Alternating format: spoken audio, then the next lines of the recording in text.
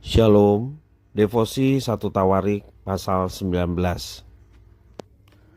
Hidup memang harus penuh dengan kewaspadaan. Ada banyak bahaya yang mungkin merintangi kita. Namun, jika kita jatuh kepada kecurigaan yang tidak perlu, hal itu merugikan diri kita sendiri. Bisa jadi kita kehilangan kesempatan untuk membuka relasi yang lebih luas. Hanun, raja Bani Amon, mengalami nasib buruk karena ia curiga secara berlebihan kepada Daud. Raja Hanun menggantikan Nahas, ayahnya yang telah wafat. Rupanya Nahas dan Daud memiliki relasi yang baik. Daud menunjukkan rasa belasungkawa kepada Hanun sebagai tanda persahabatan dengan mendiang ayahnya, Raja Nahas. Untuk itu Daud mengirimkan utusannya. Sayangnya sesampainya utusan Daud itu menjumpai Hanun, Hanun mengikuti nasihat pemuka-pemuka Bani Amon yang menganggap bahwa para utusan Daud itu adalah mata-mata Israel yang datang untuk menyelidiki Bani Amon. Itikat baik Daud dibalas dengan hal yang sebaliknya. Hanun mempermalukan para utusan Daud. Akibat peristiwa tersebut, perang pun pecah antara Israel dan Bani Amon. Bani Amon segera merekrut pasukannya dari negeri-negeri sekitar. Sementara itu, Daud mengutus Yoab dan Abisai untuk menghadapi serangan Amon.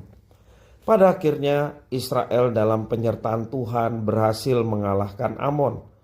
Dan Bani Amon harus menanggung kerugian besar yang sebetulnya tidak perlu terjadi jikalau Hanun tidak terburu-buru mengambil keputusan yang dilandaskan pada kecurigaan. Dalam kehidupan kita setiap hari patutlah disadari bahwa kecurigaan kepada orang lain bisa mendatangkan hal-hal yang buruk pada kita. Sebagaimana Hanun, dari kecurigaan itu dihasilkanlah keputusan yang tidak bijaksana, terutama terkait dengan sikap kita terhadap orang yang kita curigai.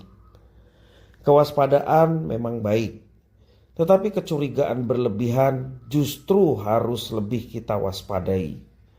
Patutlah juga kita menyadari bahwa Tuhan Allah dapat bekerja melalui orang-orang yang datang ke dalam hidup kita dengan tulus ingin membantu kita.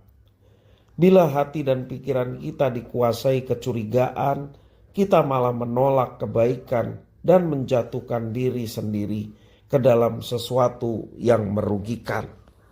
Bersandarlah hanya kepada Tuhan, supaya kita selalu diberikan hati yang penuh kebijaksanaan, hati yang bisa menimbang mana yang baik, mana yang tidak, dan tentunya semua karena Roh Kudus yang ada dalam kehidupan kita. Sehingga kita bisa waspada terhadap segala sesuatu tanpa harus mengalami kecurigaan yang berlebihan yang tentunya mendatangkan kerugian bagi kita sendiri.